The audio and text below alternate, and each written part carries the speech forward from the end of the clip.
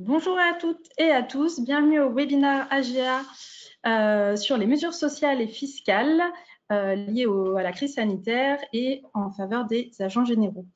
Je suis ravie de vous rejoindre aujourd'hui. En plus, on a le privilège d'accueillir Monsieur Évrard qui va nous faire une petite introduction avant que nos juristes fiscalistes et juristes sociaux ne prennent la parole pour vous parler de toutes ces mesures. Monsieur Évrard, je vous laisse la main, du coup, pour parler aux adhérents. Bien, écoutez, bonjour à tous. Je suis ravi, non pas de vous voir, mais au moins de pouvoir vous saluer. J'espère avant toute chose que vous vous portez bien, vous, vos proches et vos collaborateurs.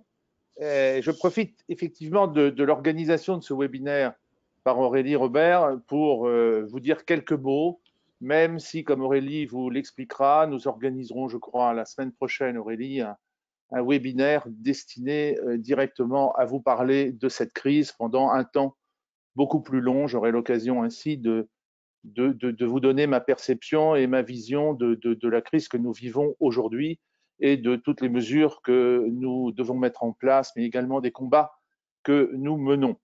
Je crois que vous aurez l'occasion d'ailleurs pendant cette semaine de poser des questions et comme ça j'essaierai tant bien que mal d'y répondre. Alors, bien évidemment, qu'est-ce qui nous est arrivé? Qu'est-ce qui nous est arrivé? Je crois que personne ne s'attendait, mes chers amis, à une crise telle que celle que nous vivons. Personne. Personne, je gage, quiconque, sauf quelques écrivains qui avaient pu prévoir l'invasion d'un virus aussi général. Et bien évidemment, cette soudaineté, cette imprévision, eh bien, les gouvernements de tous les pays et nos gouvernements européens et bien évidemment le gouvernement français n'étaient pas préparés à vivre une pareille crise. Le gouvernement, mais les assureurs non plus. Et aucune structure économique n'était préparée à cela, préparée à un arrêt absolument incroyable d'une grande partie de l'économie. Alors, cette imprévision, forcément, elle jette encore le trouble, hein, et vous le voyez bien dans tous les débats télévisés, où on voit bien des hésitations, des non-réponses. Elle nous ramène à une juste humilité qui est tout simplement d'essayer de prendre un petit peu de recul. Un petit peu de recul, je crois que c'est extrêmement important dans ces moments où tout s'accélère. Nous vivons, vous et moi, tous, une surcommunication absolument inimaginable. Alors, surtout ceux qui, en plus, se collent en permanence devant BFM TV. Alors là, je ne sais pas comment ils tiennent, parce que non seulement c'est toujours la même chose toute la journée, mais alors en plus, ils voient à longueur de temps des cercueils passer, et tout ça, forcément, n'est pas très bon pour le moral. Cette surcommunication, elle inquiète.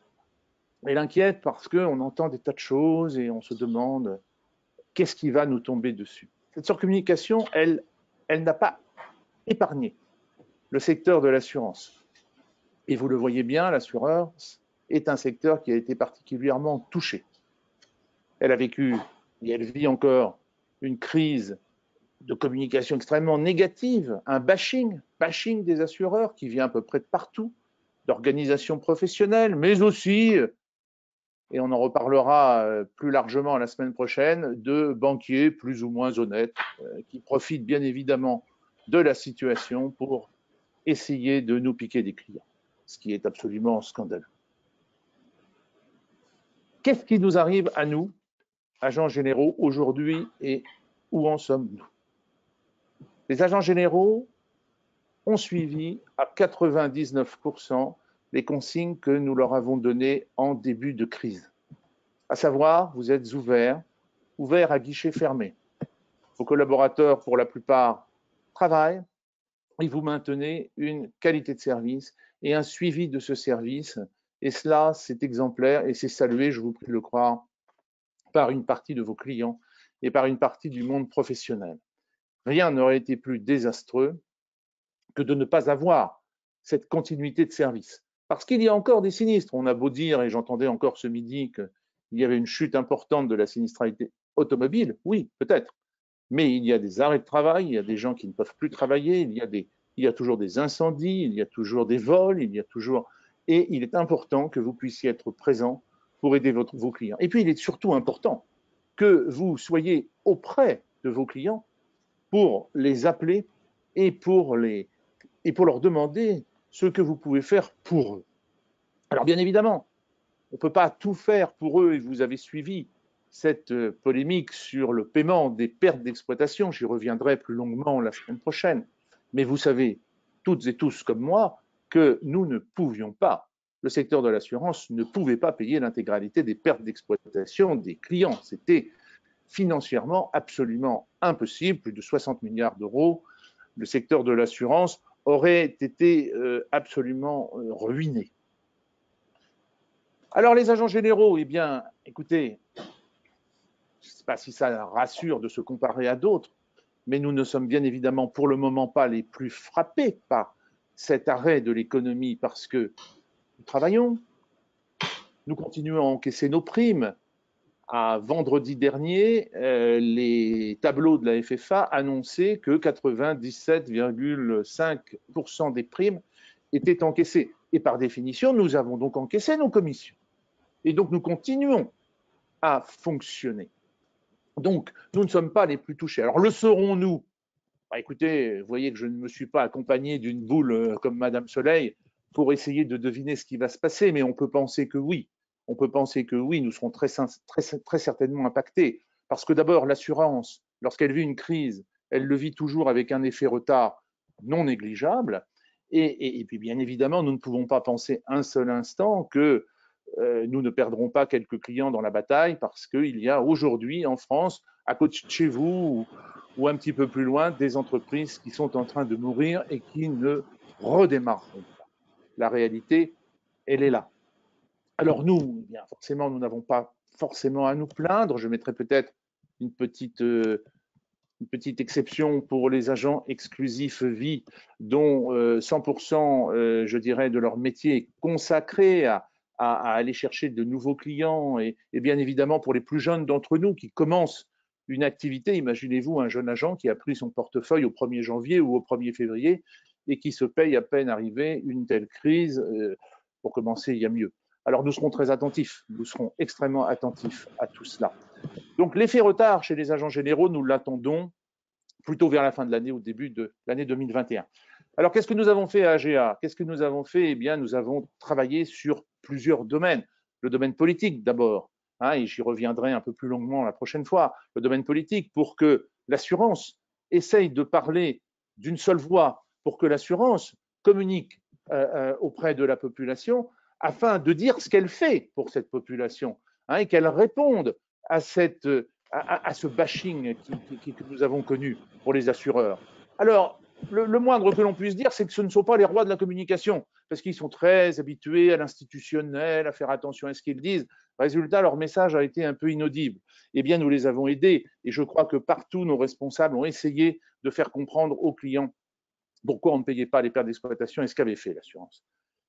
Sur un autre domaine politique également, et très récemment, puisque c'est ce week-end, nous nous sommes un peu fâchés contre les tentatives, je dirais, malhonnêtes de banquiers comme le CIC, Groupe Crédit Mutuel, qui, sous couvert d'une petite astuce qui les fait passer pour une grande organisation généreuse et qui propose de verser des aides, en fin de compte, camouflent, si on peut dire ainsi, de véritables garanties qu'ils auraient dû payer. Je crois que nous avons réagi, je me suis exprimé dans plusieurs journaux, j'ai averti la CPR et nous n'allons pas en rester là. Je suis d'ailleurs heureux d'avoir entraîné dans ce combat la Fédération française de l'assurance qui nous soutient à 100% et j'espère que nous mettrons ainsi un terme à ce genre de pratiques absolument malveillantes et en plus absolument inappropriées dans une période où seule la solidarité devrait exister. Ça n'est pas en ce moment qu'il faut essayer de monter des campagnes commerciales pour piquer les clients des autres.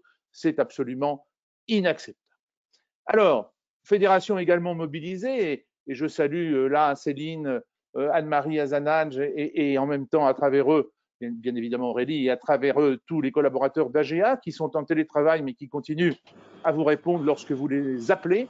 Et ils ont tous travailler dans leurs domaines respectifs pour certains mettre en place les mesures sociales dont ils vont vous parler dans quelques instants, et d'autres pour étudier des problèmes juridiques, et d'autres pour vous aider les uns et les autres lorsque vous posiez des questions. Et puis enfin, nous travaillons aujourd'hui avec les services de l'État aux mesures de déconfinement que nous allons devoir prendre pour pouvoir assurer la réception de la clientèle. Alors, ce déconfinement, je ne vais pas vous en parler aujourd'hui, je pourrais peut-être en parler plus aisément le 2 ou le 3 mai, enfin, je ne sais plus quand ça sera, le 4 mai, je ne suis jamais très bon pour les calendriers, mais lundi prochain, en tout cas, voilà, c'est plus simple. On pourra peut-être en parler parce qu'on en saura un petit peu plus. Moi, je ne rêve pas, hein, je ne crois pas que le 11 mai, c'est le grand soir, qu'il va y avoir comme ça Emmanuel Macron qui va taper dans ses mains et tout le monde va sortir pour jouer aux boules, pour boire un coup de rosé sur les places de nos villages. Ça, je n'y crois pas un seul instant. Je pense plutôt que ce déconfinement va être progressif et qu'il va falloir continuer à assurer de la protection et pour vous, et pour vos collaborateurs, et bien évidemment pour vos clients. Donc, nous travaillons à ces fiches dites de déconfinement que nous vous présenterons dans quelques jours. Cela se travaille profession par profession avec les services de l'État et voilà, et nous vous parlerons de cela bien évidemment un petit peu plus tard. Voilà, pour vous dire que nous avons été confinés, nous aussi, et je le suis encore aujourd'hui, mais c'est un confinement besogneux. Besogneux parce qu'il y a beaucoup de choses à penser, beaucoup de choses à regarder, beaucoup de choses à prévoir, si on veut pouvoir continuer à vous aider et à vous accompagner. Voilà, alors je pense que j'ai peut-être même épuisé le temps que vous m'aviez accordé, Aurélie, pour une simple introduction, mais vous en avez l'habitude, je crois que je dépasse toujours d'une minute ou deux. Joanne-Marie qui rigole parce qu'elle doit penser que ça ne fait un petit peu plus qu'une minute ou deux. Mais voilà, je vous parlerai plus longuement. Aurélie vous expliquera les modalités de tout cela la semaine prochaine. Moi, je vous souhaite bien évidemment de bien vous porter pour toute cette semaine. J'espère vous retrouver la semaine prochaine toutes et tous en forme et peut-être plus nombreux encore. Et là, nous pourrons peut-être échanger par ces moyens magiques que nous offre la technologie. En tout cas, bonne journée à vous, bon courage. Je vous souhaite un bon webinaire sur les mesures sociales. Et je laisse la parole à nos collaborateurs et je retourne, moi, travailler à mes sujets car ils sont un peu nombreux. Bon courage à vous. Merci, Monsieur Évrard. Merci. Alors aujourd'hui, donc, nous allons donc travailler, enfin, en tous les cas, vous présenter les mesures sociales et fiscales. Donc, pour m'accompagner aujourd'hui, je serai donc avec Anne-Marie Azanach, qui est la responsable juridique de la fédération, et nous aurons dans la seconde partie Céline Baudusseau, notre juriste fiscaliste. Et n'oublions pas de saluer en coulisses, pour répondre à vos questions sur le petit onglet questions, Jennifer Brett-Nacher, fiscaliste, juriste fiscaliste aussi à la Fédération, et Emmanuel Jacot, juriste en droit social aussi à la Fédération. Merci mesdames. Donc Anne-Marie, c'est à toi. Avant que tu ne démarres, on souhaitait vous poser une petite question concernant votre organisation au sein de l'agence. Donc, vous allez voir une petite question apparaître sur votre écran. Je vous invite à y répondre, à prendre quelques minutes pour y répondre, à savoir, nous souhaitions connaître votre organisation pendant ce confinement, à savoir, êtes-vous en chômage, avez-vous mis en tous les cas vos salariés en chômage partiel, en télétravail, en arrêt maladie? Voilà, nous vous invitons à prendre quelques secondes pour y répondre.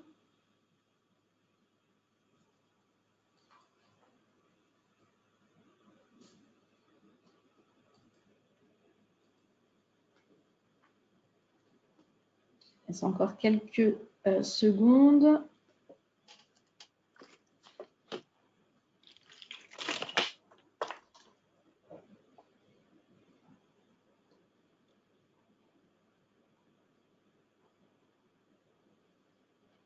C'est vrai que vous êtes nombreux. En tous les cas, on vous remercie infiniment de prendre ce petit temps pour qu'on puisse aussi vous aiguiller après dans nos prises de parole.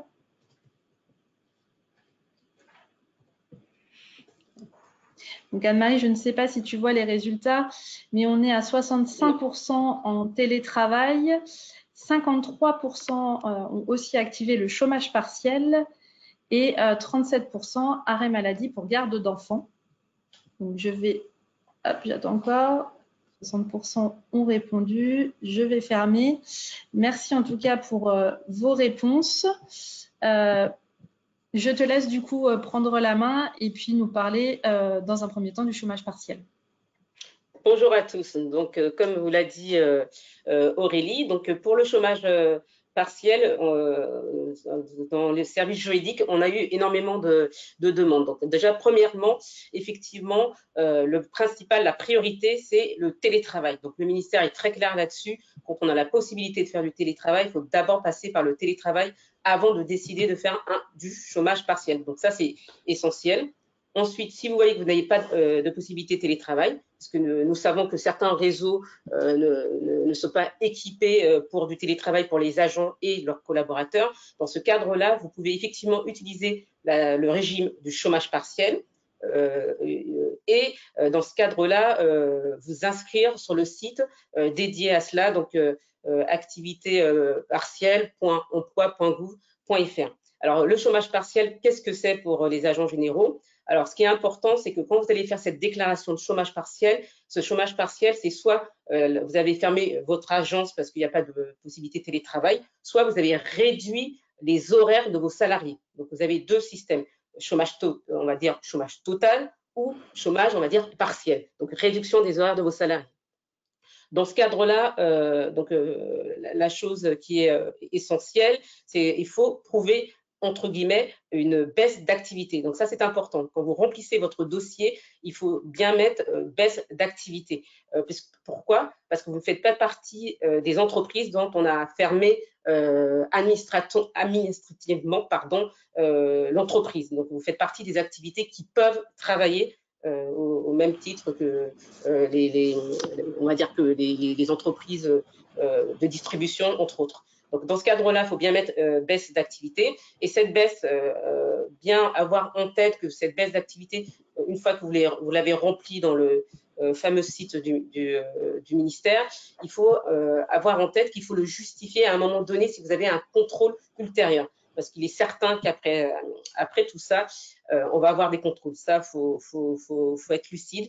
Les contrôles vont venir et ils vont vérifier comment vous prouvez cette baisse d'activité. Donc, la baisse d'activité, c'est pas la baisse du chiffre d'affaires. La baisse d'activité, c'est notamment prouver que vous ne pouvez pas faire travailler vos salariés. Donc, il suffirait juste de prouver notamment que vous avez plus de clients qui viennent ou qui vous appellent, donc vous n'avez pas de mail ou ce genre de choses. Donc, alors, ce que je vous conseille à ce moment-là, c'est que peut-être de travailler sur un fichier Excel ou voire Word, n'importe quel type de support pour indiquer les jours, les semaines ou par mois, comme vous voulez, afin de pouvoir trouver ces éléments-là si jamais vous avez un contrôle. Donc, à partir de là, si vous avez une baisse d'activité, vous pouvez mettre vos salariés en chômage partiel, qu'ils soient en CDI, en contrat d'apprentissage ou en contrat de professionnalisation. Vous avez la possibilité de mettre, ou à temps partiel aussi, salarié à temps partiel, CDD, en période d'essai, tous ces salariés-là peuvent être en chômage partiel. Donc, pour cette procédure, il faut aller donc sur le site que j'ai cité tout à l'heure. Donc, vous n'hésitez pas à vous faire aider si vous avez la possibilité par votre service comptable ou voire paie, selon les situations. Vous avez, donc, une fois que vous avez, ça va se faire en plusieurs temps. Donc, première étape, vous remplissez le dossier et on va vous donner, vous allez remplir les éléments vous concernant et vous allez avoir ce qu'on appelle un fameux code d'activation. Donc, c'est une fois ce code d'activation donné ultérieurement, vous allez pouvoir demander ce qu'on appelle l'indemnisation à l'État. Donc, ce qui est important de savoir, c'est que la directe a 48 heures pour vous répondre. Si elle ne vous répond pas, c'est considéré comme positif. Vous avez jusqu'au 30 avril pour faire cette demande de chômage partiel de manière complètement rétroactive, puisqu'il y a au niveau des directs, il y a vraiment un bouchon, ça faut le reconnaître. Donc, tous les dossiers sont acceptés, entre guillemets, si vous remplissez les conditions, évidemment, jusqu'au 30 avril. Donc, vous pouvez tranquillement le remplir et de le faire de manière rétroactive. Donc ensuite, ce qui est important de savoir, c'est que tous les mois, vous avez possibilité de réajuster les salariés qui sont en chômage partiel, c'est-à-dire vous avez la possibilité de mettre des salariés en chômage partiel, par exemple le matin pour certains, l'après-midi pour d'autres. Donc il n'y a pas de norme, hein. Ou une semaine en chômage partiel, pas l'autre. Mais ce qui est important, c'est qu'à la fin du mois, on va dire, vous allez avoir toutes les données concernant les heures chômées du salarié. Et c'est ça qu'il faudra remplir. Et tous ces éléments-là, il faudra effectivement les donner à votre service comptable ou votre service paie. Donc, ne pas se dire que tout ça peut être fait de manière rétroactive, puisque comme le ministère a tendance à faire d'abord des effets d'annonce, ensuite se rendre compte que ça ne correspond pas forcément au texte et réajuster en publiant, entre guillemets, on va dire, des textes. Donc, s'il y a un décalage, ce n'est pas grave, parce que de toutes les manières, au niveau paie, on a 12 mois pour remettre ou réajuster. Donc, ça, c'est vraiment une chose qui n'est pas grave. S'il y a du retard, ce n'est pas grave parce que vous pouvez le récupérer un peu plus tard. Donc, ensuite,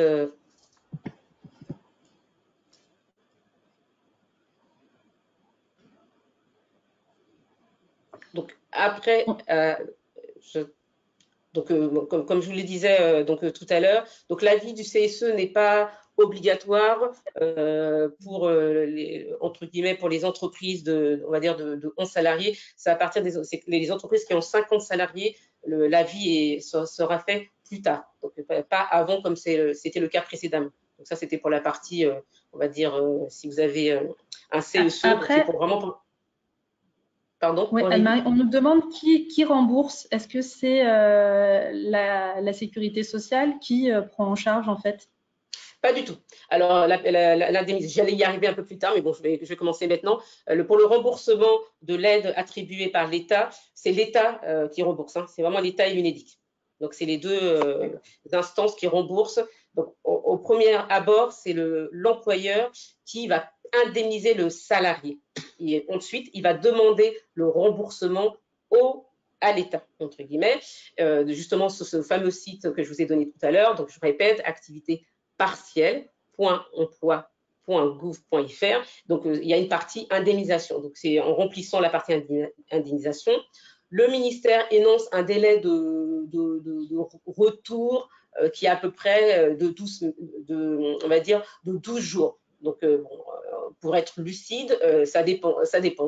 12 jours, ça dépend des départements, des régions. Donc, vous allez être remboursé, mais les 12 jours, c'est pas dans toutes les régions les mêmes délais. Ça, il faut l'avoir en tête.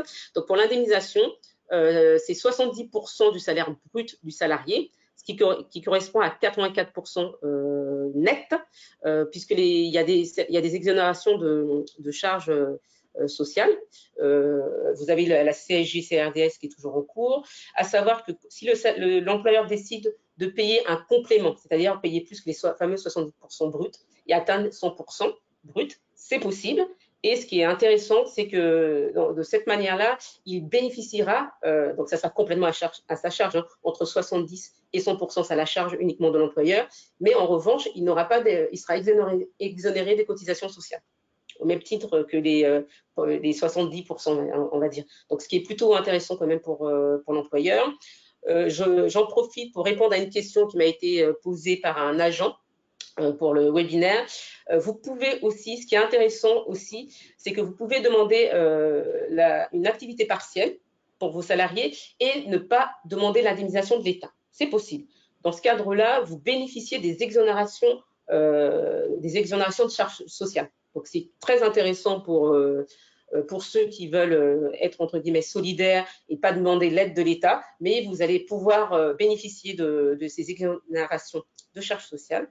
Dans ce cadre-là, il faut quand même remplir un dossier de chômage, de demande partielle. Vous faites le début en demandant un code d'activation comme la première étape. En revanche, vous n'allez pas faire la seconde étape qui est de demander l'indemnisation à l'État.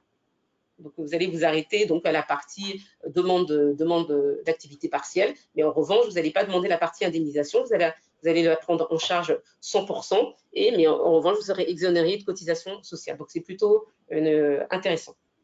Donc, à savoir tous ces éléments-là, il ne faut surtout pas l'oublier d'informer votre service comptable et vos services paie. À savoir aussi ce qui est intéressant et qui fonctionne, puisque ce n'était pas le cas au début, sur ce fameux site d'activité partielle, tout à la fin, vous allez voir, vous avez un simulateur. Donc, vous pouvez toujours mettre les éléments concernant la rémunération de vos salariés et le mettre dans le simulateur qui vous fait un calcul si vous voulez voir à peu près la somme qui sera remboursée par l'État. Donc, vous avez un simulateur qui fonctionne. En tout cas, hier et ce matin, il fonctionnait toujours. Donc, comme ça, vous pouvez voir avant. Sinon, vous pouvez demander à votre service paie tout simplement ou à votre service comptable. Ça, il ne faut surtout pas hésiter. Est-ce que tu as déjà des informations? Excuse-moi Anne-Marie, je te coupe parce que j'ai des questions qui arrivent. Est-ce que tu as déjà un peu d'informations, notamment puisque après le 11 mai, une activité va reprendre. L'activité va là aussi reprendre progressivement. Est-ce qu'il en sera de même pour le chômage partiel ou pas? Alors, à savoir que le chômage partiel, faire attention, parce que c'est pas parce que l'activité reprend que ça veut dire que vous allez pouvoir faire reprendre forcément l'activité à vos salariés. Ce qu'on regarde dans le chômage partiel, c'est si le salarié a toujours du travail. C'est ça qui va compter. Le déconfinement ne veut pas forcément dire arrêt du chômage partiel. C'est pas forcément lié. Si après le déconfinement, il s'avère qu'il y a toujours personne qui vient dans votre agence, vous n'avez plus aucun contact, vous pourrez encore laisser vos salariés à temps partiel si cela le justifie. Donc ça pose pas de souci.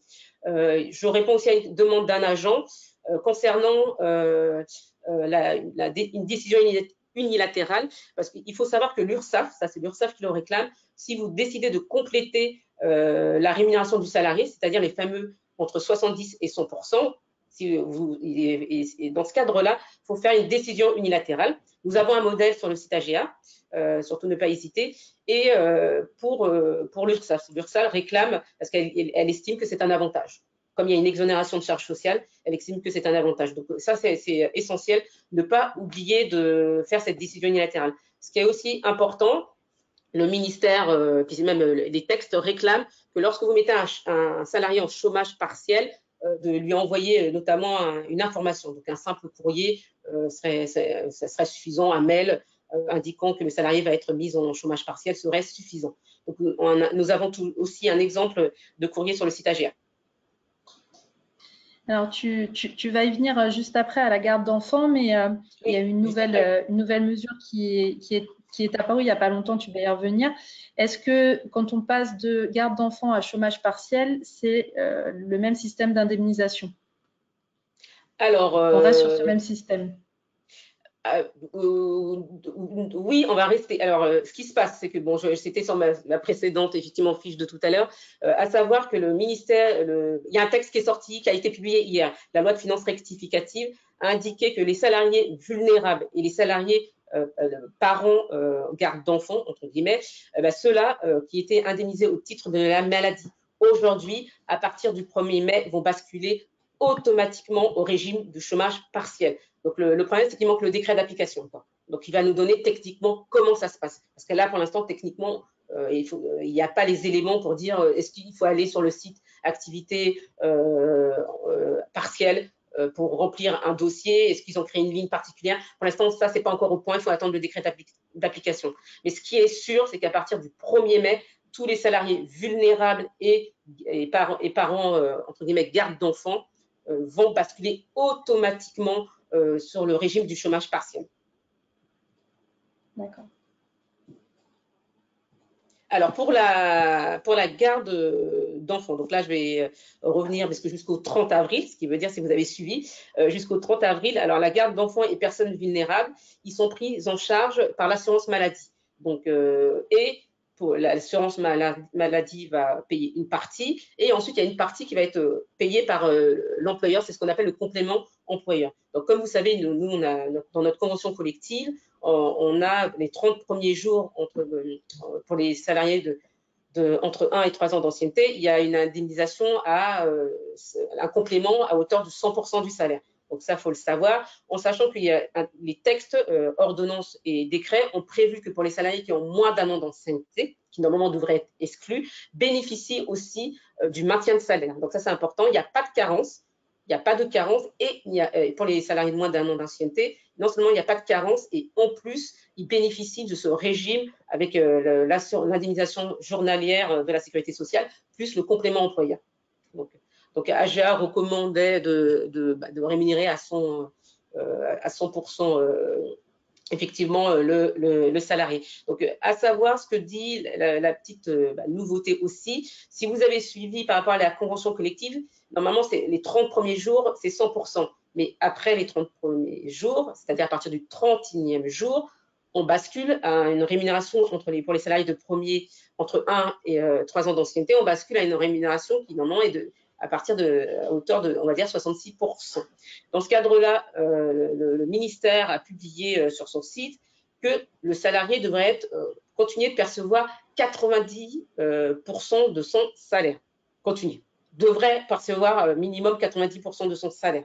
Donc, mais en attendant, le ministère a dit cela, publié ça, le 17 avril sur son site. En revanche, ce n'est pas écrit dans un texte, mais bon, c'est ce que dit le ministère, que pour protéger encore les salariés en attendant de basculer dans le régime partiel, temps partiel, activité partielle, pardon, du 1er mai, il faut mettre ces salariés-là dans un régime classique d'indemnité journalière plus complément employeur à hauteur minimum de 90%, si les 30 jours sont effectivement dépassés. Donc ça, c'est pour la garde d'enfants. Je réponds aussi, j'en profite pour répondre à des questions pratiques souvent posées par les agents. Si vous avez un salarié qui est en arrêt maladie avant le placement d'activité partielle, qu'est-ce qui se passe? Alors, dans ce cadre-là, si le salarié est en arrêt maladie avant le placement d'activité partielle, on va laisser l'arrêt maladie courir jusqu'à la fin et ensuite, le salarié sera mis en chômage partiel comme le reste de ses collègues. Autre question où le ministère a distingué, c'est les personnes en arrêt maladie, garde d'enfants et personnes vulnérables. Pour ces personnes-là, à partir du moment où l'ensemble des salariés ont été mis en chômage partiel, l'arrêt maladie est censé être suspendu, c'est-à-dire l'employeur doit prendre l'initiative de prévenir l'assurance maladie pour le faire basculer en chômage partiel. Autre donnée, bon, il n'y a pas de cohérence entre tout ça, ne cherchez pas la cohérence. Il y a la partie aussi, si les salariés sont en chômage partiel et puis tout d'un coup tombent malades aussi. Donc pour ces salariés-là, s'ils tombent malades alors qu'ils sont en chômage partiel, l'indemnisation chômage partiel, entre guillemets, s'arrête et on bascule dans le régime de l'assurance maladie, à savoir assurance maladie, l'indemnisation journalière de la sécurité sociale et complément employeur. Donc, c'est vrai que c'est très… on ne va pas dire que la simplification n'y est pas donc, à ce niveau-là. Alors, je ne sais pas si Aurélie, tu as d'autres questions. Il y avait notamment une question sur l'aspect vulnérabilité. C'est vrai que c'est une notion qui n'est pas très claire. Du coup, comment un agent peut déterminer que l'un de ses salariés est en situation, en effet, vulnérable. Alors, et du coup le passer en chômage partiel si besoin. Si besoin. Donc, à savoir, c'est la vulnérabilité, ça a été défini par la haute autorité, on va dire, de santé. Donc, ces éléments-là, vous le retrouvez sur le site d'Amélie.fr qui va vous lister, ce qu'on appelle les personnes vulnérables que l'on retrouve, les personnes en ALD, la personne enceinte qui est à son 3e trimestre de grossesse, les personnes asthmatiques, diabétiques, toutes ces personnes-là, vous les retrouvez dans les personnes vulnérables, en sachant qu'il y a sur le site AGA, dans la note sociale, vous retrouvez, on vous a mis toute la liste des personnes vulnérables. En sachant, encore une chose, qu'on a mis aussi comme personnes vulnérables, les proches de personnes à risque. Bon, ils sont considérés aussi comme des personnes vulnérables. Donc, il y a ces personnes-là qui sont considérées comme des personnes vulnérables, les proches des personnes vulnérables sont considérés aussi comme pouvant bénéficier du régime effectivement chômage partiel à partir du 1er mai, dont nous verrons les conditions une fois que le décret sera publié. Pardon. On me pose également la question chômage partiel, garde d'enfants, arrêt maladie. Qu'en est-il des congés payés pendant ces périodes-là? Alors, quand on est, alors, petite distinction, quand on est en chômage partiel, c'est le régime classique, on n'acquiert pas de congés payés lorsqu'on est, non, pardon, oui, c'est ça. Quand on est en chômage partiel, pardon, on acquiert des congés payés. C'est lorsqu'on est en arrêt maladie qu'on n'acquiert pas de congés payés. Donc, quand on est en chômage partiel, le contrat est effectivement suspendu, mais on acquiert des congés payés. En revanche, en maladie, on n'acquiert pas de congés payés. Donc, c'est-à-dire que toutes les personnes en ce moment qui sont personnes vulnérables, arrêt pour garde d'enfants, eh bien, lorsqu'ils sont en maladie, ils n'acquièrent pas du tout de congés payés. Merci Anne-Marie. On va passer à l'autre sujet, mais avant de passer à l'autre sujet qui te concerne, à savoir la prime Macron, on avait là aussi une petite question à vous poser. On souhaitait savoir si vous aviez… Oui. Aurélie, juste une petite chose à rajouter. Pardon. C'était pour parce que c'est nouveau. Vous avez dû le voir dans la newsletter qu'a envoyé AGA. C'est la FNE formation pendant le chômage partiel. Donc vous avez la possibilité de faire des formations à vos salariés qui sont au chômage partiel et 100% des coûts pédagogiques sont remboursés par l'État et les salaires de vos salariés sont remboursés à hauteur de 70% brut, donc 84% net. En sachant la donnée qui est nouvelle, c'est que l'OPCO Atlas, qui est notre organisme, on va dire, financeur des formations, gère le dossier. Donc, il suffit d'aller sur leur site My Atlas pour remplir ce dossier et faire des formations pendant le chômage partiel de vos salariés, en sachant que c'est rétroactif jusqu'au 1er mars. Donc ça, c'est une donnée qui est plutôt intéressante. Si vous avez fait faire des formations par un organisme, hein, j'entends, c'est pas une formation faite par un agent, parce que j'ai eu la question, donc fait par un organisme, vous avez la possibilité de le faire financer entre guillemets par l'État. Donc passez par l'OPCO Atlas qui va vraiment tout gérer. Donc n'hésitez pas. Et l'OPCO Atlas s'occupera de gérer la convention entre la directe et l'OPCO Atlas pour gérer nos dossiers et notamment les différents remboursements. Donc, n'hésitez pas. Et si vous avez des questions, n'hésitez pas à joindre AGA, notamment la partie les services formation. Je vois qu'on va clôturer sur ce sujet-là. On a aussi des petites questions par rapport au télétravail. On avait organisé un webinaire il n'y a pas très longtemps sur le télétravail et on avait fourni des éléments de réponse. Donc, je vous invite à aller là aussi sur le site AGA dans la partie communication webinaire. Vous pourrez à la fois voir le replay et avoir le support avec les éléments de réponse. Alors, du coup, on passe à notre autre sujet côté social, c'est la prime Macron. Donc, tu vas nous parler juste après. Avant de parler de cela, on souhaitait savoir si vous aviez mis là, en ce début d'année, en place la prime Macron, si vous alliez le faire. Donc, vous allez voir une petite question s'afficher. Je vous invite à y répondre.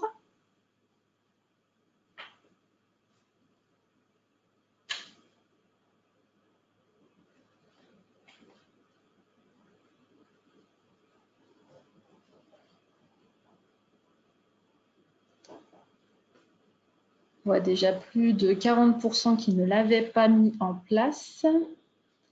Certains ne savent pas encore, sont dans l'indécision.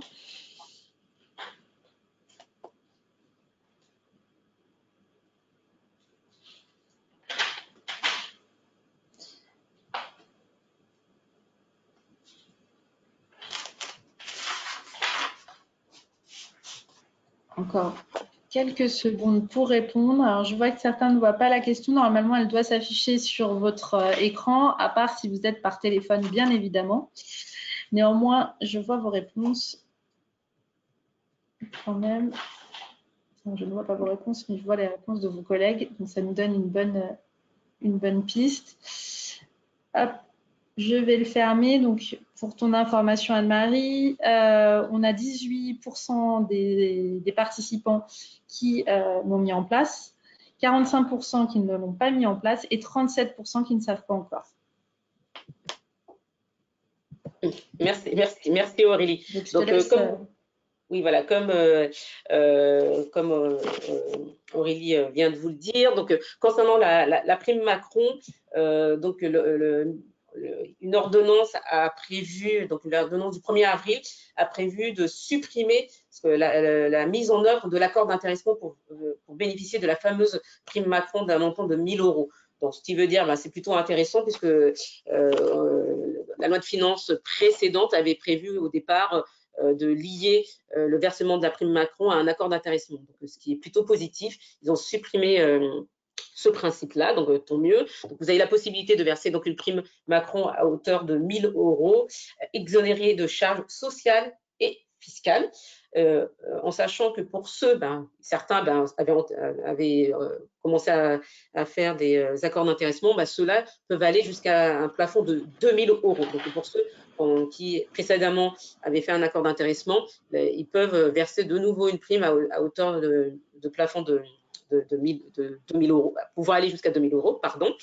Donc, si vous souhaitez encore faire un accord d'intéressement, vous pouvez toujours le faire, en sachant que vous avez jusqu'au 31 août 2020.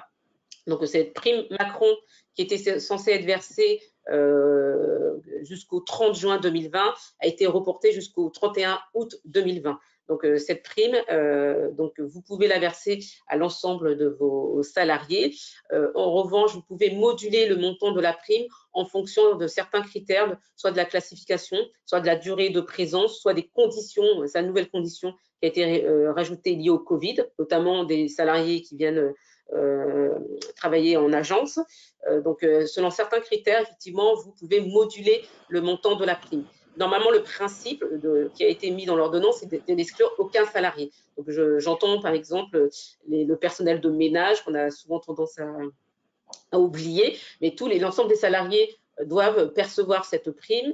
Je vous signale quand même qu'au niveau du ministère du Travail, pour la circonstance liée au Covid, le ministère indique qu'ils permettent d'exclure des salariés, notamment en télétravail. Par exemple, si des salariés sont venus travailler en agence, qu'il y a d'autres collègues qui travaillent en télétravail, d'exclure le paiement de la prime totalement pour les autres salariés, même ceux qui auraient travaillé en télétravail. Alors, cette disposition, pour l'instant, ne s'appuie pas sur un texte juridique. Donc, je ne conseille pas de le faire parce que je pense que l'URSSAF ne suivra pas. Parce que dans l'ordonnance du 1er avril, la circonstance liée au Covid est liée à une modulation et pas à une exclusion. Donc, je vous conseille de suivre ce qu'il y a dans le texte pour le moment, puisque l'URSSAF est quand même assez rigide et pour elle, le texte, c'est le texte. Donc, si vous voulez utiliser, moi, j'ai des agents qui me l'ont demandé.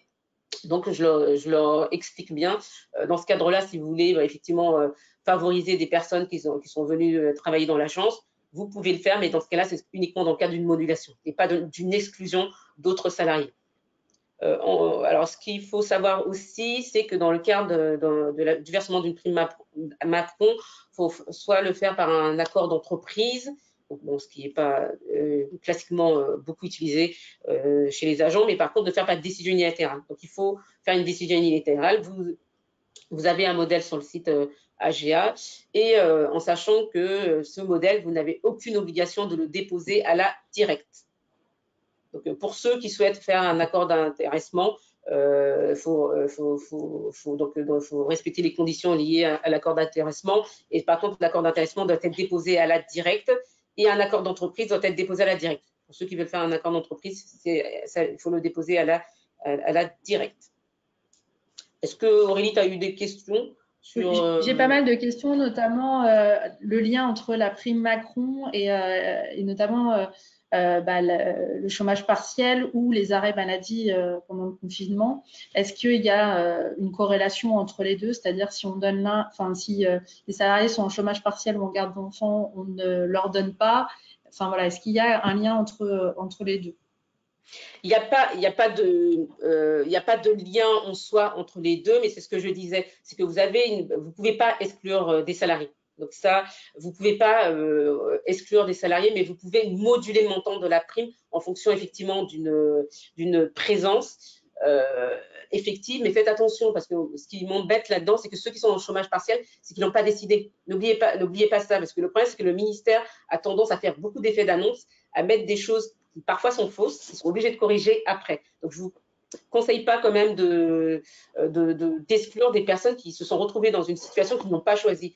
Garde d'enfants, c'est pareil. Un salarié ne choisit pas d'être en garde d'enfants, ne choisit pas d'être en chômage partiel. Donc, le ministère est un peu, permet effectivement, quand vous regardez les textes, en disant, à partir, par exemple, pour les conditions liées au Covid, en plus c'est juste pour les conditions liées au Covid, vous permet de faire soi-disant certaines choses, mais qui ne sont pas encore dans des textes. Donc, je vous conseillerais de faire attention, d'exclure aucun salarié. Et puis, comme vous êtes dans des petites structures, n'oubliez pas que ces salariés-là, après, vous allez devoir travailler avec eux. Hein. Donc, vous allez commencer à créer des jalousies et autres.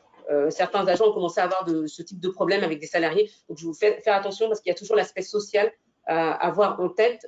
Si vous commencez à exclure des salariés, et puis si certains décident de vous attaquer en justice en arguant de la discrimination liée à la maladie ou autre, vous voyez, donc je ne vous conseille pas de rentrer dans ce genre de débat, de vous contenter de ce qu'il y a dans cette ordonnance en indiquant que c'est vraiment vous moduler en fonction de soit de la classification, soit de la durée de présence, soit de la durée du contrat. Effectivement, quelqu'un qui est à temps partiel pourrait avoir moins que quelqu'un qui est à temps plein, ou ce genre de choses. Restez vraiment dans le critère juridique qui est en termes de modulation. Je pense que tu as répondu à pas mal de questions suite à ton intervention là, puisqu'en effet, j'avais beaucoup de questions sur la modularité en effet de cette prime en fonction du statut du salarié ou de son temps de présence. On me disait des collaborateurs à temps partiel, des choses, des contrats comme cela qui peuvent moduler cette prime. Donc, tu as totalement répondu à cette question. Et est-ce qu'elle peut être versée en plusieurs fois, cette prime? Cette prime peut être versée en plusieurs fois. On peut faire des avances, effectivement. Elle peut être vraiment versée en plusieurs fois. N'oubliez pas que dans la décision unilatérale, vous devez donner le montant de la prime. S'il y a des versements, justement, comme ça, échelonnés, le mettre dans la décision unilatérale. Donc, pour ceux qui le souhaitent, vous pouvez nous faire relire votre décision unilatérale auprès des juristes en droit social. Hein. Donc, n'hésitez pas. Si vous avez un doute, surtout, n'hésitez pas à nous solliciter. Parce que vous avez 4 juristes en droit social qui sont là pour vous aider. Donc, vous avez les noms et les coordonnées sur le site d'AGA. Mais tout ça doit être indiqué dans la décision unilatérale. N'oubliez pas que dans la décision unilatérale, le modèle est sur le site AGA. Vous faites émarger tous vos salariés. Hein. Donc, parce que j'ai eu la question aussi, on fait émarger tout le monde. On n'émarge pas simplement ceux qui bénéficient de la prime Macron. Tous les salariés doivent émarger. Merci Anne-Marie. Je pense qu'il a à peu près terminé sur la prime Macron.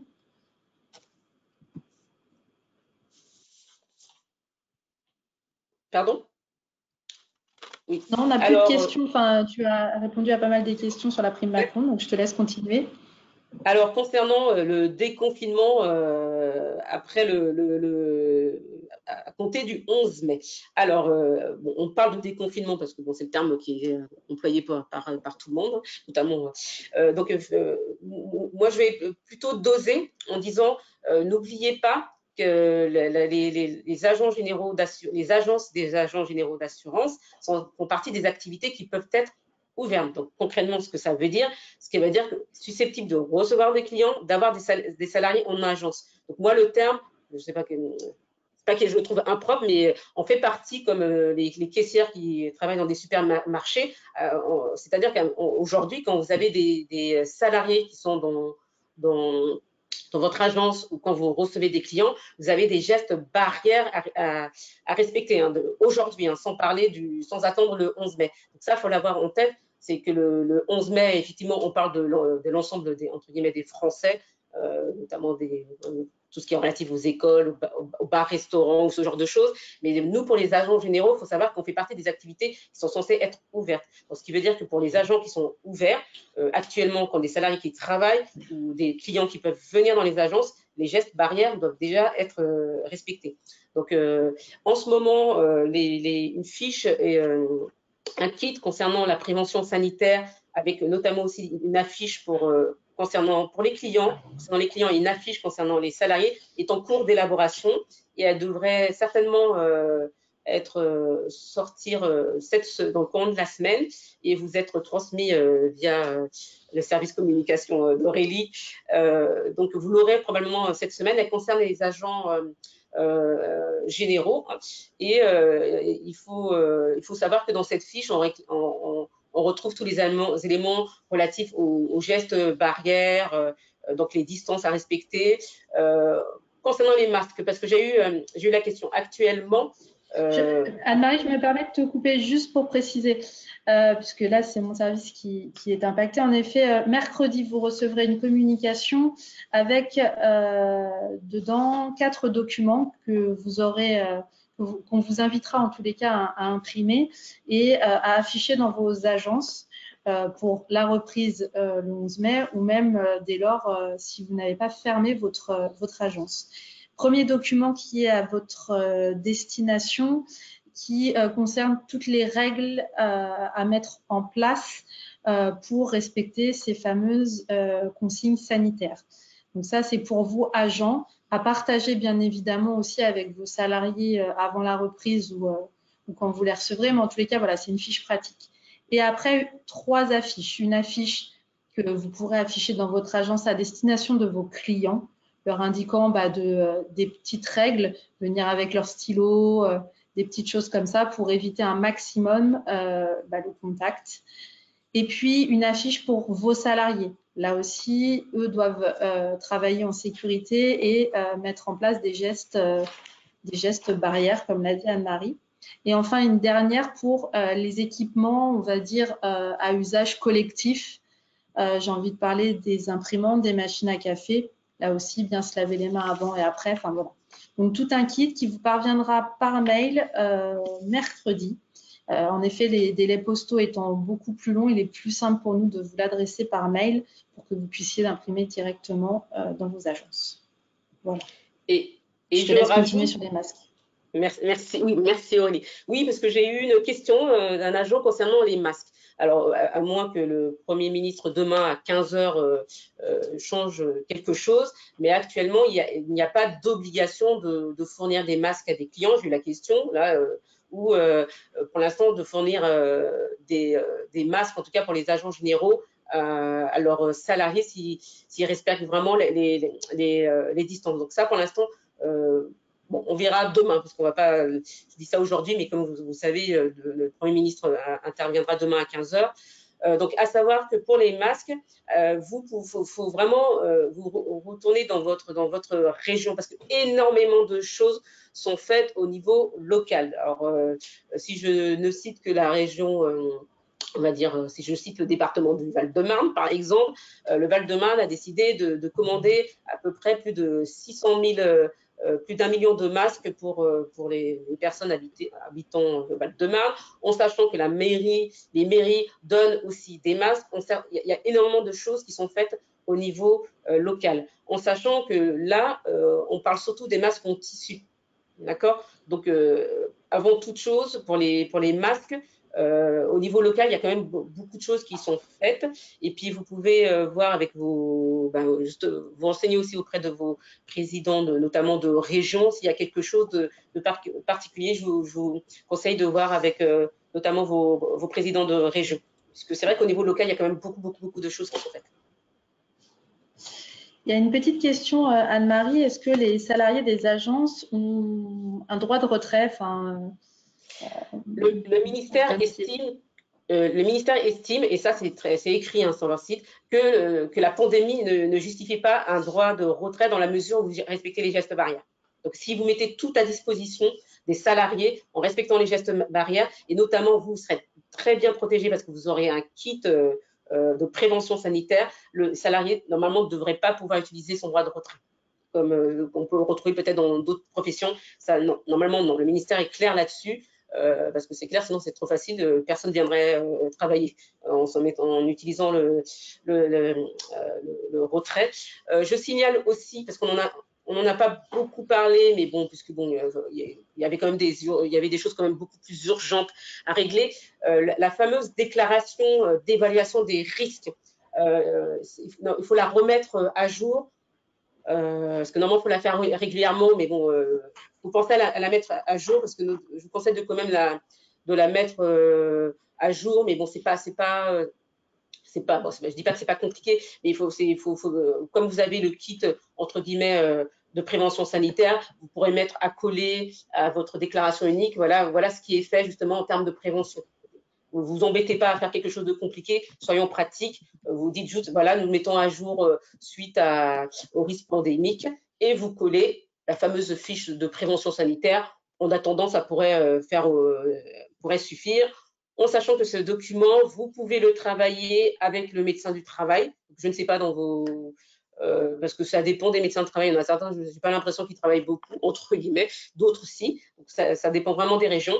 Donc n'hésitez pas à joindre le médecin du travail s'il le faut, s'il a des bonnes idées. Mais bon, à partir du moment où vous avez le kit, honnêtement, je voulais signaler concernant le kit que ce kit a été travaillé avec d'autres, pas simplement AG, hein. Il y a aussi la FFA, les courtiers, donc d'autres secteurs de l'assurance ont travaillé ensemble sur une fiche sur les fameux kits sanitaires.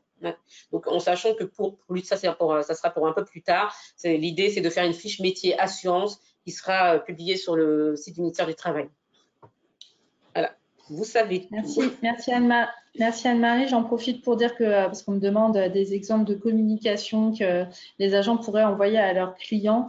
Dans cette fiche pratique, vous aurez des éléments de communication que vous pourrez transmettre à vos clients et puis voilà, les incitant, enfin, leur indiquant que vous êtes réouvert et que vous respectez les usages. Si vous regardez un peu sur les réseaux sociaux, il y a pas mal de vos confrères qui se sont équipés, qui ont mis en place des choses et qui indiquent à leurs clients qu'ils sont réouverts et qu'ils sont accessibles en tous les cas et qu'ils respectent ces règles de sécurité sanitaire. Merci Anne-Marie. On va maintenant passer du coup la parole à Céline et l'accueillir parmi nous, enfin même si elle était déjà là, pour nous parler des mesures fiscales.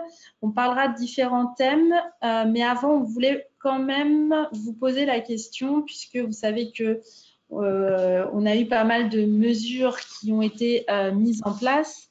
Et la question qu'on se posait, c'était de savoir si vous aviez, bénéficié pour le moment de certaines de ces mesures. Donc, vous allez voir une petite question apparaître sur votre écran, donc à savoir, est-ce que vous avez bénéficié du Fonds de solidarité, du prêt de l'État, des aides CPSTI, RCI Covid-19 ou d'aucune aide pour le moment.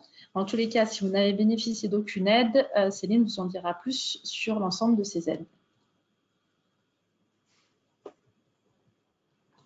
Pour l'instant, c'est plutôt aucune aide.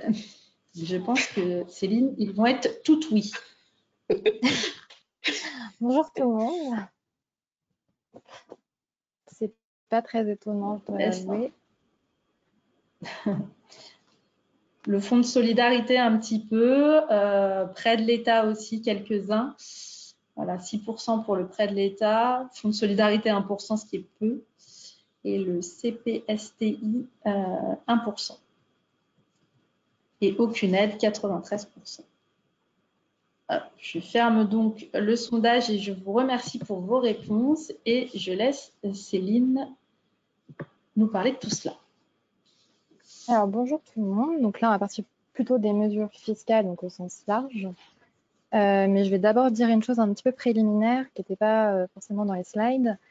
C'est par rapport finalement à tous ceux qui bénéficient du chômage partiel et qui sont en SARL ou en EIRL. Faites attention parce que je sais que c'est la période où vous commencez à calculer pour les dividendes et savoir si vous versez ou non des dividendes. Il a quand même été dit par le gouvernement que si vous bénéficiez du chômage partiel avec l'aide de l'État, vous n'êtes pas censé normalement vous verser de dividendes cette année. En tout cas, c'était le cas surtout pour les grosses entreprises. Mais je sais qu'un projet de loi a été déposé par un député disant que si jamais on se verse des dividendes et qu'on bénéficie du chômage partiel, il pourrait revenir sur le chômage partiel. Donc faites attention, pour le moment, il n'y a rien. Il n'y a pas de texte juridique, mais il y a quand même un projet de loi qui a été déposé. Donc à voir si il va être voté ou pas. Mais en tout cas, faites attention. Moi, je ne conseillerais pas de vous verser de dividendes si vous êtes en SARL ou en EIRL et que vous bénéficiez du chômage partiel avec l'aide de l'État en tout cas. Donc ça serait la première chose que j'aurais à dire là-dessus. Donc faites attention par rapport à ça. Et donc là, on va parler Céline, finalement de... excuse-moi, Oui. Céline, me permets de te couper parce Oui. qu'en fait, les agents t'entendent pas très bien. Est-ce que tu peux Ah, juste mince. te rapprocher du micro ou parler un chouï plus fort pour que tout le monde t'entende bien? Ok, là c'est mieux. Merci beaucoup. Nickel, parfait. Super, ok. Donc oui, les dividendes, si vous bénéficiez du chômage partiel, je le déconseille. En tout cas, si vous bénéficiez avec l'aide de l'État, un peu à proscrire. On ne sait pas trop ce qui va advenir si un projet de loi passe ou pas. Faites attention en tout cas. Et donc là, on va parler des mesures pour vos cotisations sociales. Donc on va parler au niveau de l'URSSAF tout d'abord. Alors normalement, il n'y a pas de prélèvement automatique des cotisations sociales. Donc ça, c'est fait automatiquement quand vous êtes au prélèvement. Mais si vous n'êtes pas au prélèvement, il faut faire une démarche en fait auprès de l'URSSAF, donc soit sur votre espace personnel, soit en envoyant un mail plutôt à l'URSSAF pour leur indiquer que vous ne souhaitez pas payer de cotisation. Je précise quand même que ne pas payer ces cotisations, c'est intéressant lorsqu'on en a, enfin, lorsqu'on n'a pas trop de trésorerie ou qu'on a besoin de respirer un petit peu compte tenu du contexte et qu'on a des difficultés financières. Sinon, j'aurais plutôt tendance à dire plutôt payer les cotisations parce que de toute façon, ce n'est qu'un report qu'il faudra bien les payer. Donc, après, c'est une question de gestion. Si vous avez une trésorerie, c'est toujours mieux de les payer tout de suite et d'éviter d'avoir un report plus tard. Mais en tout cas, ça dépend vraiment de votre situation, de votre gestion et de la trésorerie que vous avez ou pas. Ensuite, pour le moment, ça a été remis pour le 5 mai, donc ils font vraiment au coup par coup. Donc, à voir si ils vont continuer ou pas, et notamment après le 11 mai, ou s'ils estiment qu'après le déconfinement, il n'y aura plus de possibilité ou non de reporter. Donc ça, c'est à voir aussi au niveau de l'évolution. Il est possible que certaines mesures ne soient plus applicables à tout le monde, compte tenu du déconfinement, donc à voir comment ça va se passer. Et vous avez aussi la possibilité d'avoir de l'octroi de délai de paiement, un ajustement possible de votre échéancier de cotisation. Donc ça, ce sont des mesures qui ont été prévues par l'URSSAF en termes d'accompagnement. Pareil, je sais qu'ils sont un petit peu compliqués à avoir, donc essayez peut-être de trouver un mail pour les contacter ou d'aller directement sur votre espace. Mais c'est pas forcément simple de les avoir, je le sais bien. Malheureusement, ils sont un petit peu surbookés, on va dire. En tout cas, ça, ce sont les choses que vous pouvez avoir. Donc, ces 3 éléments. Et ensuite, vous avez aussi l'intervention de l'action sociale, donc prévue par le Conseil de la protection sociale des travailleurs indépendants, qui vous permet en fait une prise en charge partielle ou totale de vos cotisations pour l'attribution d'une aide financière exceptionnelle. Donc ça, vous avez les conditions finalement qui sont assez... la slide après, par contre. Voilà. L'aide financière exceptionnelle du CPSTI. Donc là, vous avez les critères d'éligibilité. Je précise qu'en fait, cette aide, vous êtes éligible que si vous n'avez pas bénéficié du fonds de solidarité, c'est-à-dire qu'elles sont exclusives l'une de l'autre. Si vous avez bénéficié du fonds de solidarité, vous ne pouvez pas prétendre à cette aide. Par contre, si vous ne pouvez pas bénéficier peut-être du fonds de solidarité, vous pouvez peut-être faire une demande pour cette aide, bien sûr si vous êtes en difficulté et que vous en avez besoin. Je précise qu'il faut vraiment remplir tous les critères qui sont ci-dessous, donc ne pas avoir bénéficié du fonds de solidarité, avoir effectué au moins un versement de cotisation depuis votre installation, avoir été affilié avant le 1er janvier 2020, être impacté de manière significative pour les mesures de réduction ou de suspension d'activité. Donc, il faut vraiment avoir un impact sur votre situation, notamment financière, et être à jour de vos contributions sociales personnelles. Je précise qu'en fait, cette aide, ils vont prendre en compte votre situation personnelle. Donc, est-ce que vous avez des difficultés personnelles d'un point de vue familial? Est-ce que vous venez peut-être de passer à la retraite? Parce qu'on sait que vous avez une baisse au niveau de vos revenus, donc c'est aussi pris en compte. Donc en fait, ça va être un peu du cas par cas. Ils n'ont pas vraiment mis de critères pour cette aide. mais vous pouvez peut-être faire la demande si vous en avez besoin et que vous estimez que vous pouvez peut-être être éligible à cette aide. Donc ça, c'est vraiment sur le site de la SSI. Je précise que c'est une aide que vous pouvez bénéficier, mais qui est bien sûr d'un montant limité et que si jamais vous ne pouvez pas en bénéficier, vous n'avez aucun recours possible. C'est vraiment une décision du CPSTI qui est un peu sans recours possible. C'est soit vous l'avez et j'ai envie de dire c'est tant mieux pour vous, soit vous ne l'avez pas et malheureusement il n'y a pas de recours. Généralement, les agents qui peuvent peut-être faire la demande pourront avoir un retour de l'URSSAF leur demandant des précisions, leur demandant un peu plus d'éléments. Mais pour le moment, je ne sais pas si c'est une aide qui a été beaucoup demandée par les agents. En tout cas, c'est peut-être une possibilité qui peut être ouverte si jamais vous ne pouvez pas bénéficier du fonds de solidarité, mais que vous avez quand même besoin d'un petit coup de pouce. Donc, c'est important quand même qu'elle est un peu moins connue. Donc ça, c'était au niveau de l'URSSAF. Je précise aussi que pour votre déclaration sociale des indépendants, donc la DSI, elle est ouverte. Vous avez jusqu'au 30 juin pour la remplir. Donc, n'oubliez surtout pas de la remplir. Et que la DSI, pour les agents à l'impôt sur le revenu, ce sera la dernière année où ils devront la faire. Après, il y a un changement qui a été prévu. Donc, après, ce sera automatique avec la déclaration de revenus. Et ce sera l'année d'après, finalement, pour les personnes en SARL ou en EIRL. Donc, juste petite information par rapport à ça. Je ne sais pas si tu as des questions ou pas concernant cette aide, Aurélie. On m'avait demandé que tu précises en effet, mais tu l'as fait, donc les termes que tu avais donnés, notamment sur l'éligibilité. Donc voilà, impacté de manière significative. En effet, c'était un peu vague, mais tu l'as indiqué. Donc voilà, après, c'est il reste assez vague particulier. Il reste assez vague même sur le site. On voit que c'est vraiment du cas par cas et qu'ils vont plutôt revenir vers les personnes qui la demandent pour justifier ou non de l'aide. D'accord. Maintenant, on va passer à la CAVAMAC. Donc, la CAVAMAC a prévu plusieurs aussi mesures. Donc, elle, c'est plutôt sur avril et mai, avec une suspension de toutes les majorations et pénalités à partir de l'échéance d'avril. Une suspension par rapport à vos échéances RBL. Donc, la RBL, c'est votre cotisation pour la retraite de base. Et elle vaut pour avril et mai. Donc, elles seront réintégrées plus tard sur vos échéances appelées à partir de juillet. Et ensuite, vous avez aussi une suspension pendant la crise de toutes les actions contentieuses. Donc, on ne pourra pas revenir vers vous par rapport à ça. En tout cas, ce sont toutes les mesures qui ont été prises par la CAVAMAC à ce jour. Ensuite, au niveau de vos cotisations, donc retraite, invalidité, décès et votre retraite complémentaire, celles-là, comme elles sont prélevées automatiquement par finalement vos compagnies mensuellement, et que ça ne passe pas par la CAVAMAC, ça a dû être une décision entre la compagnie et les syndicats. Donc c'est vraiment du cas par cas. Il y a certains syndicats qui ont souhaité finalement une suspension ou des cotisations pour la RCO et la R&D, mais c'est vraiment du cas par cas. Il n'y a pas une généralité, c'est en fonction de quelle compagnie vous êtes, qu'est-ce qui a été prévu. Donc là-dessus, c'est plutôt vous rapprocher peut-être de votre syndicat qui pourra être au courant. Nous aussi, on sait un peu ce qu'il en est.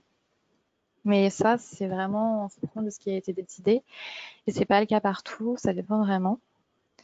Ensuite, je précise effectivement qu'il y a eu la mise en place de l'action sociale par la CAVAMAC, donc qui finalement reprend le critère d'une baisse des commissions d'au moins 50% et va prendre en compte votre capacité finalement à faire face à vos dépenses quotidiennes, qu'elles soient personnelles ou professionnelles.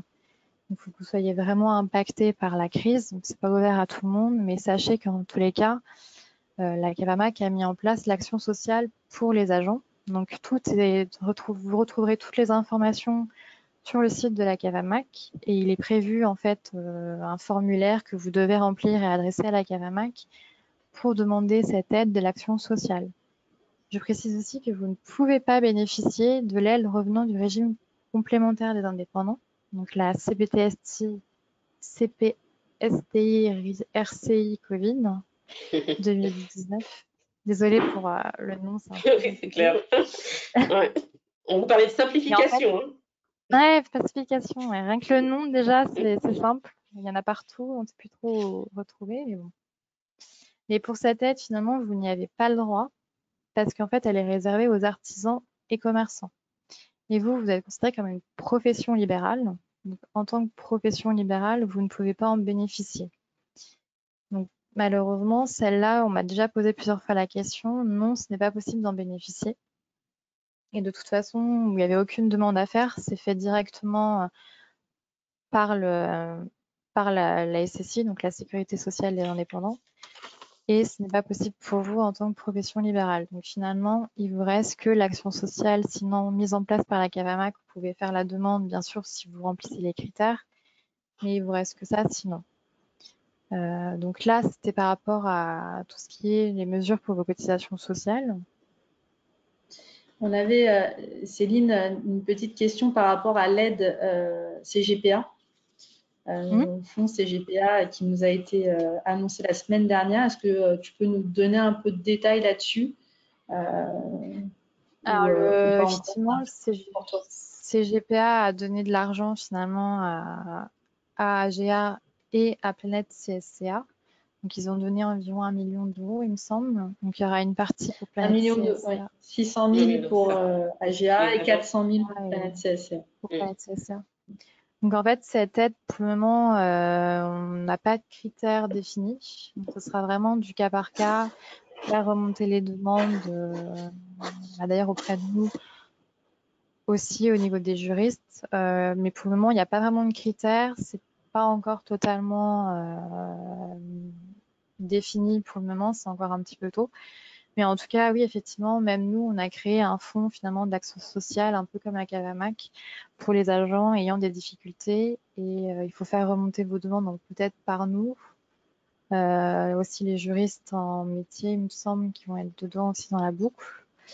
Donc c'est pas encore totalement défini. Et la décision d'accord, il faudra aussi voir par qui ça passe. Pour le moment, on manque encore un peu d'informations dessus. Je pense qu'il y aura peut-être une communication après par toi, Aurélie. Oui. En effet, là, ce qu'il est prévu, c'est en effet d'aider les agents en difficulté. Les annonces ont été faites la semaine dernière. Reste à voir ensemble les démarches à effectuer. Et dès qu'on les aura de toute façon fixées avec tout le monde, on ne manquera pas de communiquer comme on le fait régulièrement dans nos lettres ou dans nos flashs. C'est pour ça que pour le moment, je n'en ai pas trop parlé. Je me suis dit que ça serait un petit peu dans un second temps. Je préférais pas trop m'avancer. C'est ça. Et donc là, finalement, on va parler, à moins que tu aies d'autres questions, sinon on va parler peut-être sur la partie fiscale. Administration fiscale. Ouais. Alors pour l'administration fiscale, donc là, je pense que vous êtes aussi au courant, ça y est, les déclarations de revenus, ça commence. Il faut commencer à faire vos déclarations de revenus. Pour le moment, le délai, je crois que c'est jusqu'au 11 juin, ça dépend des départements, mais la date limite, c'est maximum, c'est le 11 juin. Pour le moment, ils n'ont pas rallongé le délai. Je ne sais pas s'ils vont le faire ou pas. Peut-être, mais en tout cas, n'oubliez pas, donc votre DSI et la déclaration des impôts, ça reste, les formalités, il faut toujours les faire malheureusement. En tout cas, l'administration fiscale a mis quelques mesures en place, notamment vous avez le droit de moduler à tout moment le taux et les acomptes de prélèvement à la source, c'est-à-dire que vous pouvez aller sur votre espace personnel et indiquer d'ores et déjà que en fait, vous allez avoir une baisse de vos revenus et donc finalement relativement baisser votre taux et vos acomptes de prélèvement à la source.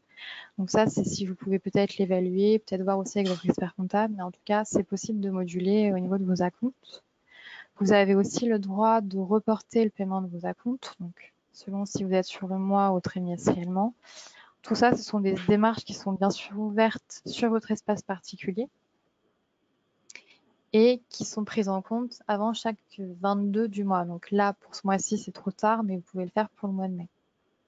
Donc c'est quand même des choses à savoir, surtout si vous avez une baisse de chiffre d'affaires. Peut-être que vous avez peut-être intérêt un petit peu à baisser vos acomptes, mais ça c'est pareil, ça reste une question de gestion. Ça dépend si vous avez de la trésorerie ou pas, ou quels sont les intérêts que vous avez, et c'est vraiment du cas par cas. Là-dessus, on n'a pas vraiment de généralité à dire et c'est aussi étudié peut-être avec votre expert comptable qui connaît peut-être votre situation personnelle.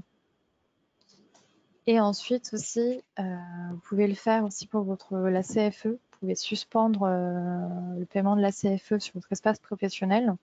Donc ça, c'est pareil. Ça dépend de votre situation. Il n'y a pas de généralité dessus. Si vous avez les moyens de les payer tout de suite parce que vous n'avez pas de difficultés financières ou pas de défaut de trésorerie, j'aurais plutôt tendance à dire payer d'ores et déjà, parce qu'en fait, c'est pas dit que ça soit mieux après. Donc ça reste vraiment de la gestion et c'est selon où est-ce que vous en êtes en tout cas. Donc ça, pour l'administration fiscale, c'est les infos qu'on pouvait dire. Donc à part vous dire que vous avez le droit à faire ça ou sinon faire votre déclaration, malheureusement, il n'y a pas beaucoup de choses ouvertes au niveau de l'administration fiscale. Ce sont les seuls éléments qui ont été indiqués. Donc on va parler maintenant des prêts garantis à l'État, par l'État, en sachant que je viens de voir que dans la loi de finances rectificative numéro 2, qui est passée finalement ce week-end, il a été bien pris en compte que certaines personnes ne pouvaient pas bénéficier du prêt garanti par l'État, que les banques pouvaient facilement dire non. Et l'État a finalement décidé de prendre en charge finalement des prêts directement. C'est-à-dire que c'est l'État qui va vous faire un prêt directement pour les petites entreprises, pour celles en tout cas qui ont essuyé un refus de leur banque. Donc ça, c'est ce qui est prévu dans la loi de finances rectificative numéro 2. Alors les modalités, on ne les connaît pas encore. Ça, c'est une annonce qui a été faite, mais on n'a pas encore les modalités d'application. Ça reste à voir. En tout cas, c'est ce qui a été indiqué pour tous ceux qui auraient essuyé un refus en tout cas de leur banque. Et surtout, il a aussi indiqué que pour les banques qui ont refusé notamment un prêt inférieur à 50 000 €, elles sont censées maintenant donner une motivation par écrit pour le refus et expliquer les raisons. Donc, ils essayent d'encadrer un petit peu plus parce qu'ils se sont bien aperçus que c'est pas forcément simple d'avoir des prêts garantis par l'État. Donc ça, ce sont les choses qui ont été mises en place, en tout cas tout dernièrement. Et je précise que pour du coup bénéficier du prêt garanti par l'État, en fait le prêt c'est jusqu'à 25% de votre montant total de chiffre d'affaires, donc hors taxe. Donc par exemple pour ce BNC, c'est 25% de votre chiffre d'affaires encaissé, pour ce bénéfices non commerciaux. Donc ça c'est vraiment à calculer. Je précise que vous n'avez pas d'obligation de remboursement pour la première année et que vous pouvez aussi avoir un amortissement jusqu'à 5 ans et que ce prêt est garanti jusqu'à 90% par l'État. Donc ça, ce sont vraiment les modalités en tout cas qui ont été mises en place.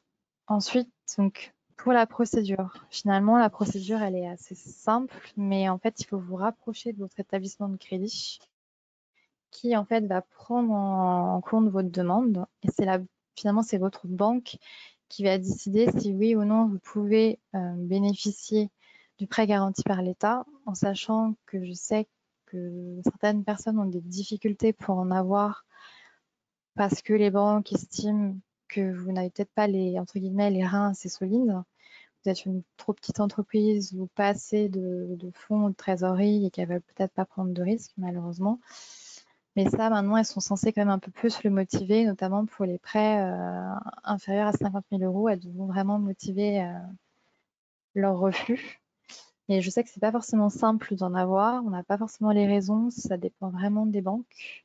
Et je sais aussi qu'il y a aussi des difficultés pour les agents qui ont finalement demandé un rééchelonnement de leur emprunt. Il y a certaines banques qui ont refusé, notamment pour la profession des assureurs, alors qu'il n'y a aucune exclusion. Dans ces cas-là, je vous conseille de vous rapprocher du médiateur du crédit qui peut peut-être vous aider en cas de difficulté. Il s'agit du seul recours qui peut vous accompagner.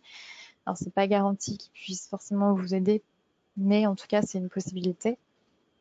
En tout état de cause, une fois que vous avez un accord par rapport à votre banque pour le prêt, il faut après en fait vous rapprocher de BPI pour avoir une attestation donc, et avoir un numéro d'identifiant. Et après, là, on peut considérer que vous allez avoir finalement un prêt garanti par l'État qui est garanti à 90%. Alors, j'espère que vous pouvez en avoir. A priori, certains ont réussi à en avoir, donc ça veut dire que c'est possible pour les agents. Vous n'êtes pas une profession où ce n'est pas impossible, donc c'est plutôt une bonne nouvelle. Mais je sais que ça peut être assez difficile et ça peut vraiment dépendre du cas. Donc malheureusement là-dessus, c'est un peu flou parce que les banques font un peu ce qu'elles veulent des fois. Donc on n'a pas forcément leurs critères. Après, Céline, on a quand même des questions parce que tu sais que les agents vont être impactés par cette crise, mais pas immédiatement en fait. Plutôt fin d'année, voilà. Et du coup, quid, qu'est-ce qu'il en est en fait, parce que pour eux, ce sera plus dur après en fait. Donc là, Alors, je sais est-ce que ces mesures, ouais, enfin voilà, vont perdurer? les prêts, c'est possible jusqu'à décembre 2020, donc fin décembre 2020. Donc ça a été ouvert en tout cas pour l'année 2020. Donc si vous en faites pas aujourd'hui, vous pourrez toujours en faire en septembre ou en octobre. Mais en tout cas, c'est une mesure qui a été prise par la loi de finances rectificative numéro 1 finalement de 2020, donc qui ne vaut que pour l'année 2020. Donc cette mesure, elle ne vaut que l'année 2020. En 2021, c'est pas dit qu'il y a encore une mesure semblable. En tout cas, pour le moment, il n'y a rien dans ce sens et c'est encore trop tôt pour le dire. Mais en tout cas, c'est possible de faire un prêt jusqu'à décembre 2020 pour le moment. En tout cas, c'est ce qui est prévu. Et est-ce que tu sais ce que ça veut dire à 80, enfin garantie à 90% par l'État, quid des 10% restants, entre guillemets? Alors ça, c'est vraiment une garantie en cas de remboursement. En fait, c'est l'État qui prend en charge si vous avez des difficultés. Et les 10%, finalement, ça, la banque, finalement, pourra revenir vers vous. Mais après, je vous avoue que là, il faudrait que je regarde parce que je ne connais pas exactement toutes les modalités dessus. Je préférerais regarder aussi dans le détail. Je ne préférerais pas, en tout cas, dire de bêtises. C'est un peu trop tôt, je comprends. Oui, parce qu'il faut du coup, on a quand même... Il y a des modalités qui sont un peu... Oui, non, on a quand même... Anne-Marie, s'il te plaît. On a quand même des agents qui se donnent des petits tuyaux, entre guillemets, puisque j'ai un agent qui mentionne que, par exemple, le LCL lui a refusé. Donc voilà, il y a quand même en effet des refus. Donc, oui, je l'avais vu aussi par la Banque populaire qui avait refusé même les échelonnements de crédit. Donc il y a des banques qui, je sais, sont moins ouvertes au niveau des prêts bancaires et des échelonnements de crédit. C'est pas très clair et c'est peut-être pour ça aussi qu'il y a eu la loi de finances rectificative finalement numéro 2 où ils en reparlent et où ils évoquent aussi effectivement les possibilités d'emprunter directement auprès de l'État pour ceux qui ont essuyé finalement un refus auprès de leur banque. Donc on n'a pas encore les modalités, mais c'est quand même plutôt bon signe, notamment pour les petites entreprises qui pourront quand même emprunter directement. Donc attendons de voir quelles seront les modalités, en tout cas pour celle-là. Ok, merci Céline. Et donc enfin, on va parler du fonds de solidarité. Donc il a la dernière mesure qu'il y a. Pour le fonds de solidarité, donc je précise d'ores et déjà que maintenant c'est jusqu'au 30 avril pour faire une demande. Donc finalement on est déjà le 27 avril, c'est bientôt fini. Donc c'est quand même très conditionné, il y a beaucoup de conditions. Et notamment une condition, c'est la perte de chiffre d'affaires d'au moins 50%, donc soit en mars, soit en avril. Mais déjà, ça, c'est voir, je sais que c'est pas forcément le cas pour les agents qui peuvent avoir une perte, mais peut-être pas aussi conséquente, ça dépend vraiment des cas. Donc malheureusement, je sais que ça peut faire que vous ne pouvez pas en bénéficier du fait de cette condition. C'est aussi pour ça que je tenais à parler de l'aide financière que vous avez avec la sécurité sociale, les indépendants, avec la CPSTI. Donc c'est pour ça qu'il faut quand même la connaître parce que ça se trouve, celle-là, vous pouvez en bénéficier. Parce que le fonds de solidarité, comme vous le voyez, il y a plein de conditions et qui sont notamment avoir un effectif inférieur ou égal à 10 salariés, avoir un chiffre d'affaires clos inférieur à 1 million d'euros, donc une baisse d'au moins 50% de votre chiffre d'affaires en mars ou en avril, avoir débuté avant le 1er février 2020 et ne pas être en déclaration de cessation des paiements. Donc il y a quand même beaucoup de conditions, notamment la condition d'une baisse du chiffre d'affaires de 50%. Je sais que ça peut exclure pas mal d'agents parce que finalement vous n'êtes pas... Notamment les jeunes agents, c'est ce qu'on nous dit en fait. Les jeunes agents, notamment un petit portefeuille, nous explique qu'en effet, une baisse de 50%, enfin, voilà, c'est vraiment, ça peut être compliqué en tous les cas. C'est pour ça, oui. En tout cas, si c'est le cas, je vous invite vraiment à essayer de faire cette demande. Après, c'est pas garanti, mais en tout cas, si vous remplissez les critères, faites la demande parce qu'il n'y a aucune exclusion par type de profession ou quoi que ce soit. Ça, c'est ouvert vraiment à tout le monde. Donc, peut-être essayer, et si jamais vous voyez qu'elle vous est refusée, du coup, essayez l'autre aide, donc celle avec la sécurité sociale des indépendants. Il y a le lien d'ailleurs sur le site internet. Tout est sur la page du site internet. Hein. Toutes les informations sont dessus. Mais en tout cas, le fonds de solidarité, peut-être que vous pouvez en bénéficier. Mais Il n'y a pas de lien avec le revenu que perçoit l'agent. Parce qu'on nous pose la question sur le revenu perçu c'est pas en par 2019. rapport Si vous avez quand même des sommes versées aux dirigeants, vous voyez, au titre du dernier exercice clos, inférieur à 60 000 euros. Donc, vous avez quand même une condition aussi au niveau des sommes versées dans votre salaire. Donc, si vous êtes versé plus de 60 000 euros en 2019, là, ça peut vous être exclu aussi. Donc, il faut vraiment regarder les conditions qui sont ici parce que, effectivement, c'est pas si simple que ça de pouvoir en bénéficier. Et je sais que c'est pas forcément vous qui êtes visé dans ce fonds, malheureusement. Ou heureusement, parce que vous avez encore finalement assez d'argent. Oui, on peut le voir comme ça. Il faut aussi le voir comme ça. Oui. Après, je signalais juste qu'il y a sur certains réseaux, pour les jeunes agents, qu'il y a certaines compagnies qui aident les nouveaux agents. Il ne faut pas hésiter non plus à prendre toutes les voies. Hein, donc, parce que c'est vrai que bon, les aides publiques, c'est pas forcément évidente. Les aides des compagnies, puis les aides locales aussi. Il y a beaucoup d'aides locales finalement. Les aides locales, effectivement. Pensez aux chambres de commerce et de l'industrie. Enfin, il y en a tellement partout que c'est un peu difficile de s'y retrouver, même pour nous, il faut l'avouer. Mais effectivement, rapprochez aussi de vos compagnies, des fois de vos syndicats qui peuvent vous aider selon ce qu'il y a. Il peut y avoir aussi des fonds. Donc c'est important de vous rapprocher en tout cas de toutes les personnes que vous pouvez pour vous aider dans cette démarche. Et en tout cas, il y a aussi une aide complémentaire qui est possible, mais ça, c'est si vous avez déjà bénéficié de la première, donc du fonds de solidarité. Donc ça, c'est encore plus exclusif finalement. C'est pas du tout garanti que vous puissiez en bénéficier. Et celle-là, en fait, elle peut être jusqu'à 2 000 euros ou 5 000 euros, mais elle est aussi conditionnée pour être à 5 000 euros. Et donc là, c'est vraiment, vous avez déjà bénéficié du fonds de solidarité, vous êtes en impossibilité de régler vos créances à 30 jours. Donc ça m'étonnerait que ce soit le cas des agents en tout cas. Vous avez eu un refus de prêt par votre banque et vous employez au moins un salarié. Donc celle-là, finalement, elle est très conditionnée. Je pense qu'elle peut peut-être arriver, mais elle est très rare au niveau finalement de l'éligibilité pour les agents, à mon sens.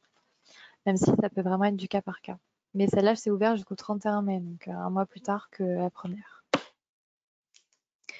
Donc voilà ce que je pouvais dire aujourd'hui au niveau des aides qui sont ouvertes. On nous demande, je ne sais pas si tu sais, Céline, si les aides en région peuvent être, entre guillemets,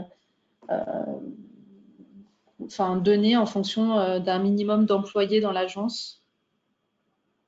Est-ce que ça peut arriver ou pas? Du cas par cas, j'ai envie de dire. Si jamais vous avez une aide dans votre région, il faut vous rapprocher du service qui s'en occupe et regarder en fait les conditions d'éligibilité. Ils ont peut-être des formulaires ou finalement sur le site internet où ils énumèrent les conditions, mais ça c'est vraiment du cas par cas et c'est un peu chacun fait ce qu'il veut, quoi. Malheureusement, il y a pas de... Ok. Bah, merci beaucoup. Je vois qu'on a quand même pas mal de questions, mais normalement, Emmanuel et Jennifer ont répondu à pas mal d'entre elles.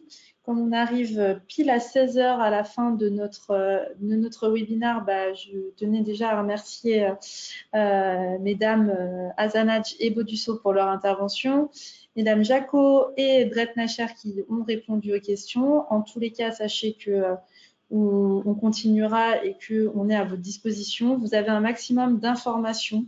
Donc pour la partie d'Anne-Marie, dans la partie sociale du site AGA, vous avez une page qui s'appelle Covid-19 et qui vous mentionne tout un tas d'informations sur les mesures sociales. Et puis dans la partie fiscale, là aussi, une page avec l'ensemble des mesures. Donc n'hésitez pas à les consulter.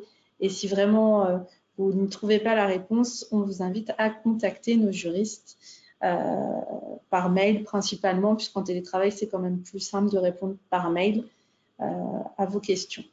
En tous les cas, on vous dit, du coup, comme vous l'a dit Patrick en début de webinaire, je vais vous transmettre une nouvelle invitation pour lundi prochain, même heure, et je vous invite à nous relayer, alors vous verrez dans l'invitation, vos questions.